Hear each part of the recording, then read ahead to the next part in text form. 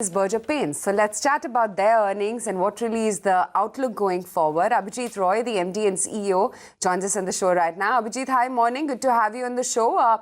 You've been able to post double-digit growth regardless of all the weak consumer outlook. What's been aiding the sector and your company? And more importantly, on the volume growth, do you really think that you'll manage to outpace your peers, which you've continued to do?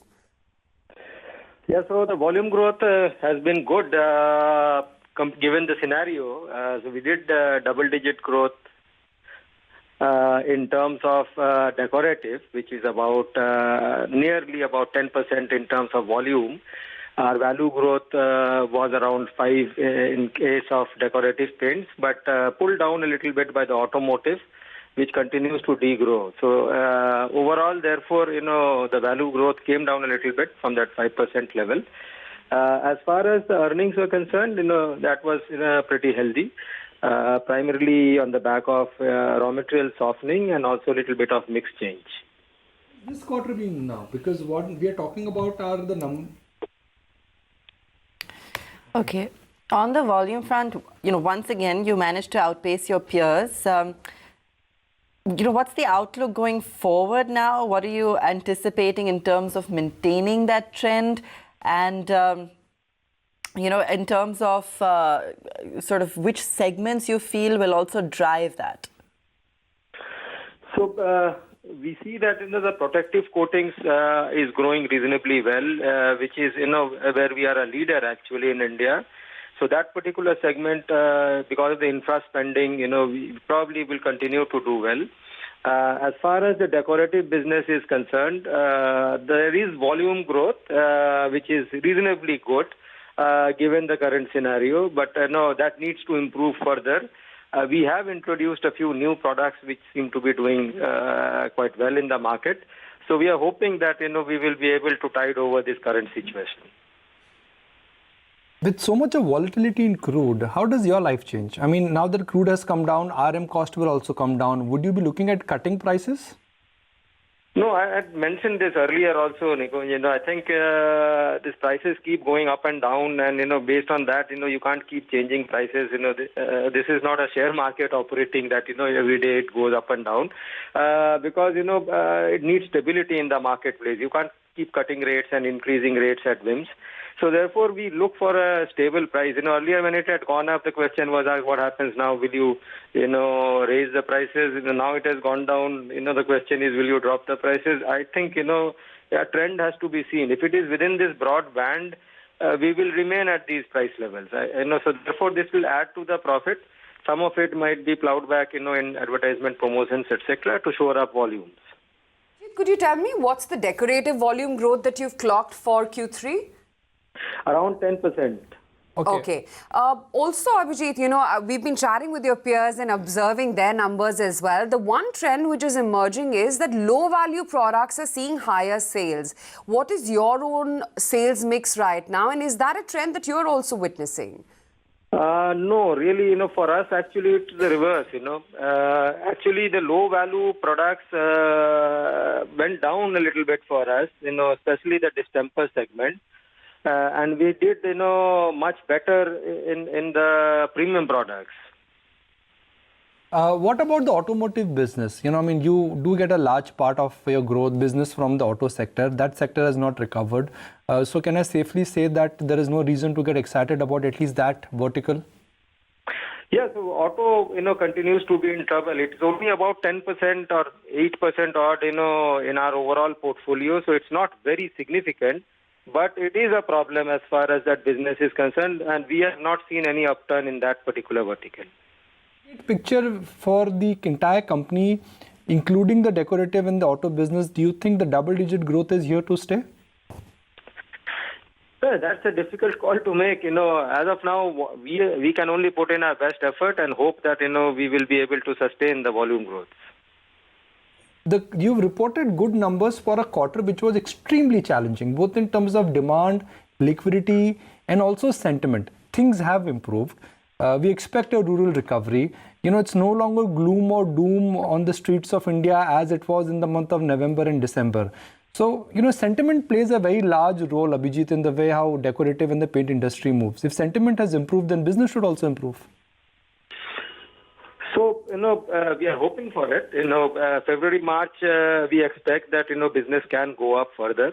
It depends, it's early days as yet, because typically the months of February and March, since in the fourth quarter is the higher month. Normally, after the winter in February, when the spring sets in, it tends to move up a little bit in terms of consumption. So we are hoping that, that will deliver, but only time will say. Volume growth, has it come in on the back of, demand or high dispatches, clearing inventory? What's the real factor driving it? No, so we don't have, inventory build-ups happening in the system because, our credit policies are very strict. So therefore, we collect our money on time. And hence, whatever is happening is purely demand-led. So if there is a demand fall, the volumes will dip. If there is an increase, the volumes will go up. I think there's a correlation between rainfall and good cropping season. I'm just trying to draw a parallel here because last year we didn't have a very strong, crop because of erratic rainfall. This year it appears that the sowing season has been great and we are in for bumper production and a little bit of food inflation has made a comeback. Is there a direct correlation to your business with what's happening to the, rural economy? Yeah, it has, and it has actually a strong correlation between the GDP and the rural economy overall and our, sales growth. So if the GDP does move up and if the rural economy picks up as is anticipated, then we will see an improvement in our overall demand pool. Now, when you say that if there is a saving in raw material cost, you could look back going to advertising. So have you managed to save on the advertising cost and as a result margins are looking strong? Is that something which we need to be cognizant of? No, actually, the advertisement we have increased a little bit. Both in the promotional cost also has gone up because the competition has increased. Obviously everyone is making more money, and therefore there is an intensification in the competition overall. The promotional spends and ad spends have actually gone up. So the entire margin increase that you are seeing is primarily based on the raw material softening and some amount of mix change and cost control which we have brought about in other areas other than advertisement and sales promo. I know there is no one-on-one correlation for you, but given what's happening to China, is there a scope for supply chain getting disrupted and what it means for the paint industry globally? So not much, but we have built up stock a little bit, so from that perspective, we are on the safer ground. But obviously, if it prolongs for a long time, if it continues, then, we will have to make for alternative arrangements. We did have some amount of, raw materials coming in from China, so that has to be, now we have to figure out, where to get it from. That as percentage of your total raw material which comes from China? It's not very significant, but it is there still. So can I say that your basic communication to your shareholders and our viewers is that you've done well in a tough environment, and now if the environment eases up, you will do even better? Yes, you can say that. That if the environment really improves and overall situation goes up, then obviously we are expected to do better. Appreciate your time. Thank you for joining us. And I just want to look at the 10-year chart of Berger Paints. We don't talk about it. We always love to talk about Asian Paints, large size, big in market cap. Berger Paint in last 10 years has been such a phenomenal wealth creator that we just should not lose sight of that. Now that's Berger Paints today. Berger Paint in last 10 years. Do you want to take a guess? 5x, 10x? 100x. Sorry, 200x in 20 decades. 20 decades? 20 years. 20 sorry. years. And Yeah. large part of that 200% has come in last 10 years. Yeah. Can we get that data, please? There you go. 28 times.